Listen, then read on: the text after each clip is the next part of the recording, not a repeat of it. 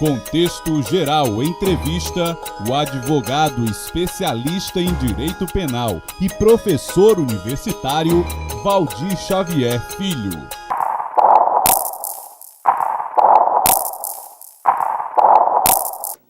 Sou advogado desde os 4 anos de idade, como já disse a minha mãe. Filho de advogado e de um artista plástica,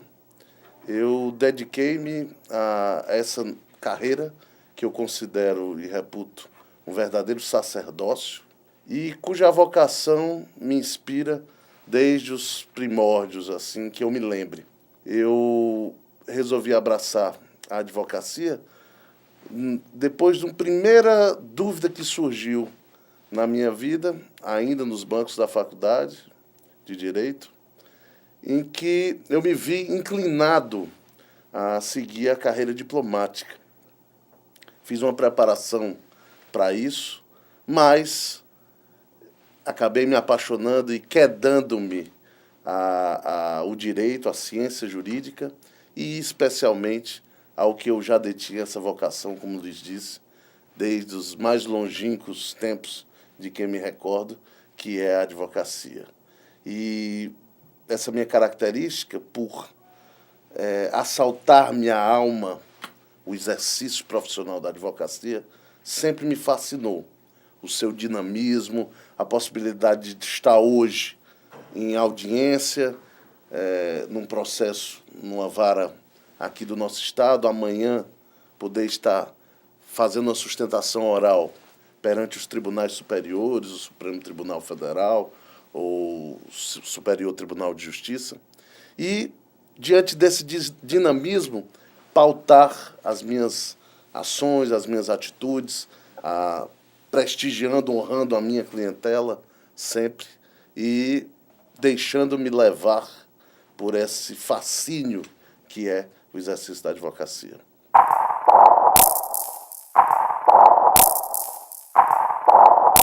Essa pesquisa que foi divulgada e colocou o Poder Judiciário cearense num ranking negativo de terceiro pior judiciário no que diz respeito ao acesso, à acessibilidade à justiça, realmente é um registro lamentável que, infelizmente, nós temos que reconhecer que existe. A falha, ao meu sentir, como advogado militante que sou, como professor de direito, a falha reside muito mais em questões estruturais. E isso eu estou falando em relação ao Poder Judiciário Estadual. A falha, o gargalo maior é estrutural e ele hoje reside muito mais no primeiro grau, na primeira instância, como convenciona-se chamar as varas espalhadas pelas comarcas do interior e as varas cíveis, criminais, de trânsito, de violência doméstica, de família, de sucessões que existem aqui na cidade, na nossa comarca de Fortaleza. Infelizmente, falta pessoal, faltam servidores, falta uma estrutura melhor, embora nós tenhamos um fórum grande, amplo, referência no que diz respeito a arquitetônico, mas que padece de falhas estruturais. Hoje houve um redimensionamento estrutural das varas, da distribuição das varas, o que, por um lado, também caminha paralelo com a evolução da parte de digitalização, da parte de informática, que cresceu, os processos virtuais realmente são uma realidade positiva para o nosso judiciário e para a nossa sociedade, facilitam a acessibilidade, mas, infelizmente, se o cidadão comum se dirige a uma determinada unidade judiciária, a uma vara, e pergunta por algum processo, solicita algum processo, vai sofrer porque o atendimento é precário, existe a figura, a meu ver, desvirtuada, em alguns casos, do estagiário, que estaria ali para contribuir de outra forma e passa a ser um atendente nas varas, um atendente do público, e que não é essa a função, não é esse o espírito de quem vai prestar um estágio e tentar enriquecer o seu currículo, os seus conhecimentos e poder também emprestar àquela unidade judiciária, ao Poder Judiciário, uma colaboração de nível intelectual muito mais. Então, a dificuldade, o gargalo maior reside na primeira instância, no primeiro grau, e é muito mais, ao meu sentir, uma falha, uma defeituação de ordem estrutural. Nós temos, no segundo grau, por exemplo, no Tribunal de Justiça, uma celeridade muito maior, um mecanismo, um organismo de trâmite e de prática de atos muito mais célere, muito mais efetiva do que no primeiro grau. Não se concebe que uma pessoa que postule um direito fique à mercê do tempo, esquecida, abandonada por um estrangulamento decorrente de uma inércia do Poder Judiciário, que é quem está para dar resposta aos dissídios, aos conflitos de ordem social. As pessoas têm que recorrer ao judiciário mesmo. E se você promove uma ação, se você discute uma matéria, se você postula um direito, e esse direito e essa matéria não tem uma resposta efetiva em tempo hábil, por isso a Constituição acertadamente estabeleceu um prazo razoável de duração do processo, se você não tem, isso é uma verdadeira negação da justiça. É um desserviço que a justiça presta a todos os cidadãos. Porque quem vai ao judiciário postular, requerer, discutir algum direito, ele o faz na certeza de que o Estado vai lhe responder. E o que o cidadão precisa, a experiência mostra isso, precisa de uma resposta, seja ela positiva ou negativa. Porque se negativa for, o cidadão dispõe de mecanismos recursais, de instrumentos de recurso para discutir essa matéria em outro grau, em outra instância, e não ficar à mercê dessa completa inércia que, infelizmente, é verificada em muitas unidades judiciárias do nosso Estado.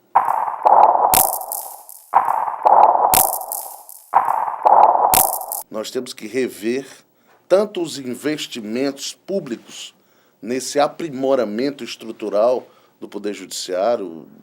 de uma forma lato sensu, genérica e bem ilimitada, que o termo possa comportar, precisa desse investimento inicial.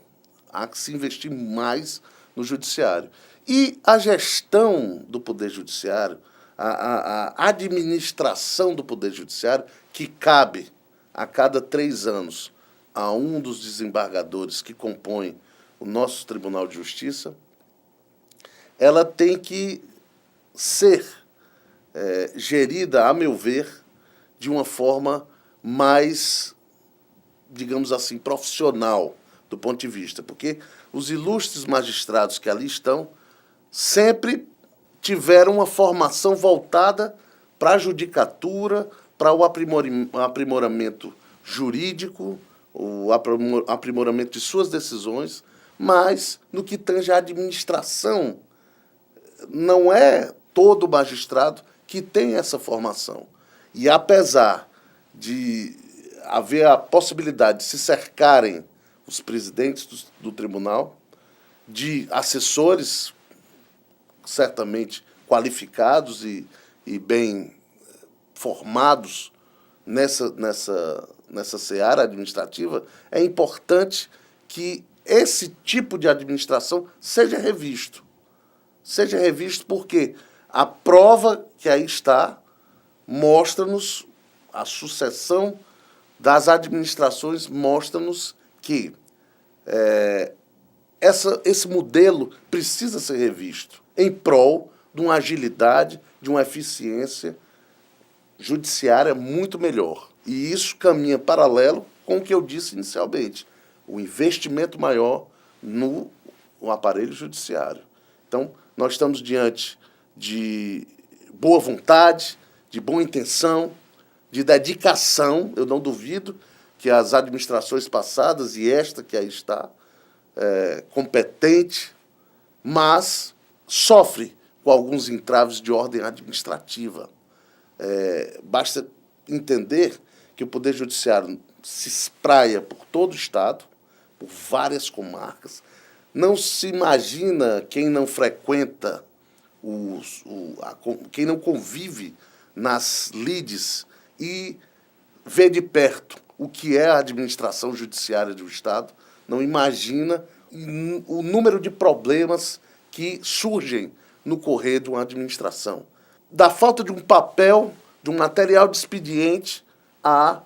uma situação mais extrema de conflito que tem que passar necessariamente por essa administração. Então não é fácil, não é uma missão tranquila e que precisa, a meu ver, ser revista. Este modelo que está aí já não comporta mais a situação que se nos mostra atualmente.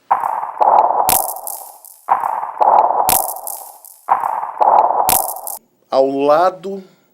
do jurisdicionado, do cidadão que está a esperar uma resposta judicial,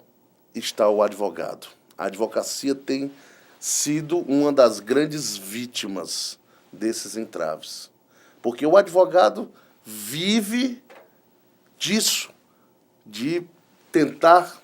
promover as ações,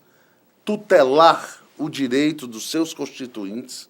e quando se vê diante de uma demora, de uma máquina completamente emperrada, de uma inércia na prestação jurisdicional, ele também sofre paralelo ao seu constituinte, paralelo à sociedade. Hoje nós temos uma advocacia guerreira, são verdadeiros heróis da resistência, porque militam num fórum sem estrutura,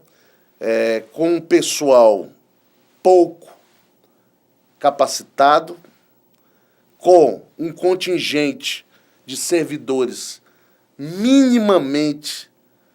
disponível, minimamente, em números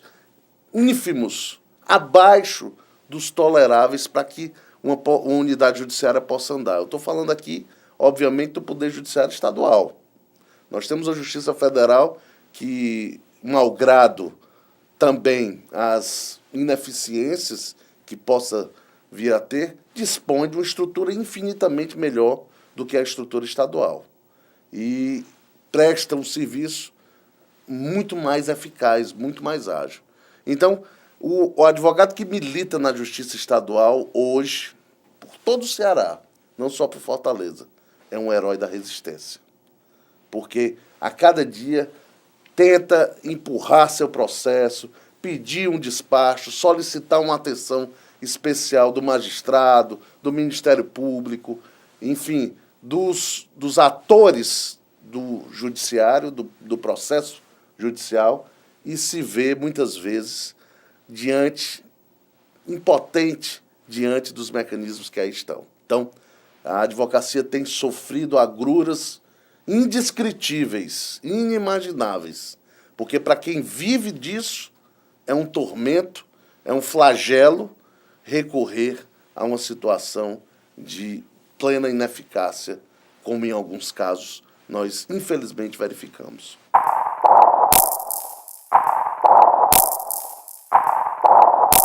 Infelizmente esse é um registro também infeliz, negativo e lamentável que se faz. O ponto positivo disso é que o Conselho Nacional de Justiça, o próprio Tribunal de Justiça, através de seu órgão corregedor, e a Ordem dos Advogados do Brasil, Secção Ceará, que deflagrou, em primeiro momento, logo a apuração que precisa ser feita, e é bom que se diga e se explique à comunidade, à sociedade, que essa apuração não pode, em nome de uma eventual justiçamento, entre aspas, que tem que ser feito em relação aos advogados que eventualmente tenham contribuído para que esse esquema nefasto, escuso, e que só o mal pode trazer ao judiciário, que esses advogados sejam julgados dentro do que preceitua a Constituição Federal,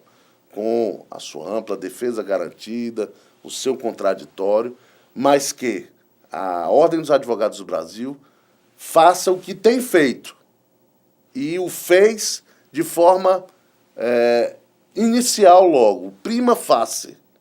deflagrou os procedimentos disciplinares e está apurando.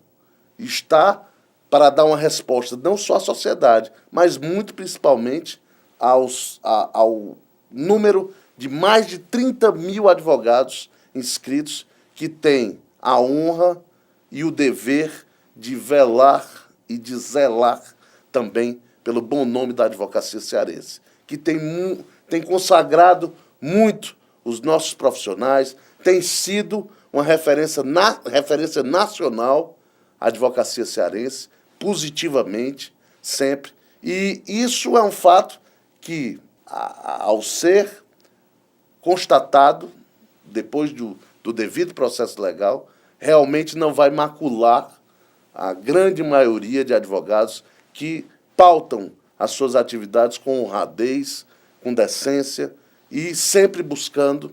o bem da sociedade, dos seus clientes, a tutela do direito de quem vai ao juízo, que vai a juízo discuti-lo. Então, a posição da ordem foi firme, determinou, decretou a apuração através dos processos disciplinares respectivos, e eu espero que isso realmente seja definido o mais breve possível, para que tanto o poder disciplinador que a ordem ainda tem, assim como os seus inúmeros inscritos, possam realmente ser contemplados com a definição dessa situação. Quanto ao aspecto do judiciário, os membros do judiciário que eventualmente cometeram alguma ilicitude,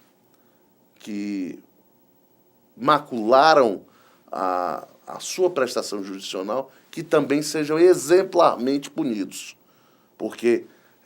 a maçã podre contamina o cesto de maçãs boas. Então, eu só espero que isso seja feito dentro do que preceitua a Constituição Federal, observando-se realmente o devido processo legal. E, ao cabo dessa instrução, ao cabo dessa apuração, que as pessoas que, porventura, sejam condenadas, que o sejam de forma exemplar.